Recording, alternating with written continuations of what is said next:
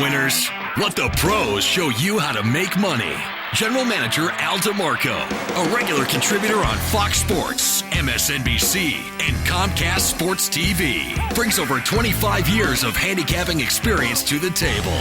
CEO Steve Budin, the author of Bets, Drugs, and Rock and Roll, is the man responsible for creating the online betting industry. Together, they lead PickNation.com, your #1 source for winners. Hi everyone, Al DeMarco here along with Steve Budin, and this is the Pick Nation Report. Every Sunday we break down all of your pro football games from a point spread perspective. I'm general manager of the company, been a professional handicapper for over 25 years, used to be a former sports reporter, used the knowledge and the experience I gained from covering teams and athletes, put that to play, and it's resulted in winning 8 of the last 9 football seasons. Steve, former bookmaker, the guy who literally created the offshore sports book industry as we now know it today, and father a bookmaker as well. I mean, this is something you probably grew up doing when you were a kid. Right, so unlike you, I use all my sources that I acquired my entire career. Guys that used to bet with me, guys that used to bet with my father, and guys whose opinion I just generally respect.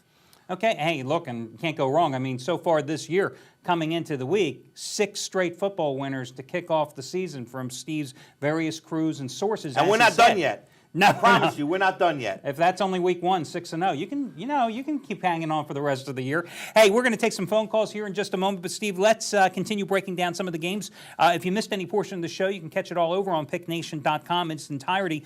First one's going to be the Jets, -9.5 at home against Jacksonville. We saw what the Jets did last week. It's a good thing Mark Sanchez decided to have a good game, 26 for 44 for 335 yards and 2 touchdowns, because Sean Green was a bust as the new featured back in the offense. I mean, 26 yards on 10 carries. They are not going to get to the Super Bowl, Rex, unless Sean Green starts looking like a younger version of LT. And I thought it was interesting that late in the game, when they really get moving and trying to overcome that 14-point deficit, it was LT you saw in the lineup most of the time. But they did get the job done.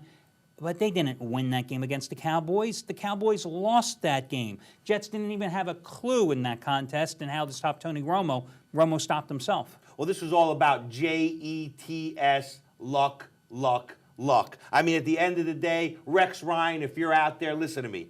Get your fat foot off of Sanchez's neck. You're the only guy that holds this guy back. This guy was a stud in high school. He was a stud in college. And as soon as he got into your program, everything is dink and dunk. 3 yards, 5 yards, 7 yards. Let the guy go. He's a good quarterback, but you have to let him play. Ryan's not doing it, and the Jets, because of it, are going to suffer.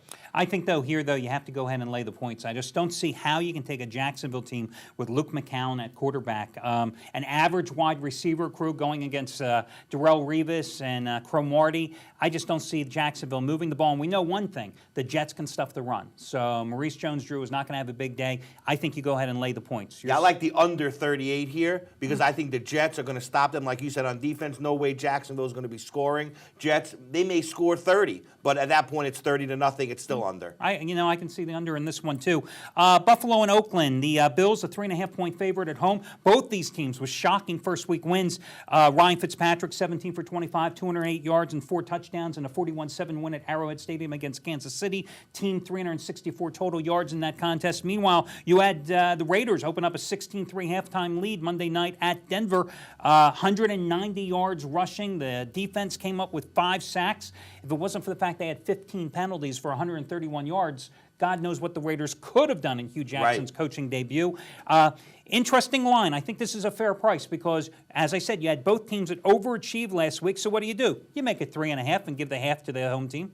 Yeah, I just don't trust Oakland traveling across the country, going from the West Coast to the East Coast. It's not the best position for them to be in. Ryan Fitzpatrick, I think he's ready to go to the next level. He showed it all last week, 4 touchdowns. I think he continues that performance this week, and I like the Bills here laying the points. You know, you got the Chargers doing the exact same thing, going West Coast, East Coast, but the Chargers get the benefit of playing at 4 o'clock Eastern Time, 1 o'clock Pacific. Not so with the Raiders here. Total disrespect. This is a 10 a.m. Eastern or 10 a.m. Pacific Coast time start for them, and that is just a very difficult spot. And in fact, the Raiders, by the way, one of those obscure computer trends I can give you, 1-5 against the spread the last 6 times they've had to travel and play in the East Coast. We've got more games to talk about, but let's head to the phones where we've got John from Asheville, North Carolina, joining us. Welcome to the program, John. Hey, thanks a lot. Let me say I'm glad to see you guys are back. I really enjoyed the show last year. Thank you. Hey, John, I love Asheville, man. Great biscuits and gravy there. That's why we're all so overweight. Yeah. I know a little bit about that. By the way, if you're still out there and you want to bet, the over-under is 15 pounds for this football season with me. I'm already at about 6.5, and the over is obviously the favorite. What game did you want to hit? Here you go. Obviously, I'm interested in Carolina, but I don't really think they're for real yet. I mean, Cam was amazing last week, but it was against Arizona. And while I normally don't consider double-digit favorites, I see Green Bay winning this game 47-10. What do you guys think? I think they could score more than 47.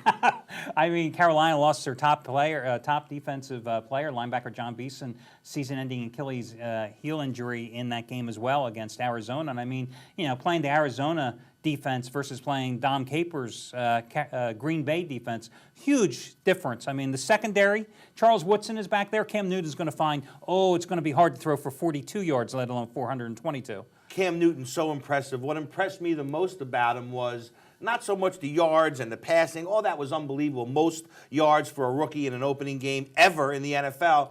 But it was his poise. It was his confidence, the way he was calm out there. Everyone was so concerned that he wasn't going to be able to deal with the NFL speed. Well, not only did he deal with it, he was making players around him better. The problem is, as great as they played, they couldn't beat the Arizona Cardinals. Exactly. Now they got the best team in football. What are they going to do with it? I certainly don't think they're going to do as well. I like laying the 10.5 points here. It's a lot of wood to lay, but I would lay it. And, back in the first segment of the show, we had Trace Adams on and mentioned, the extra preparation time. Packers open on Thursday night. Right. Now they're traveling to Carolina for this game. They've had 2.5 extra days. They've covered 15 of their last 22 on the road.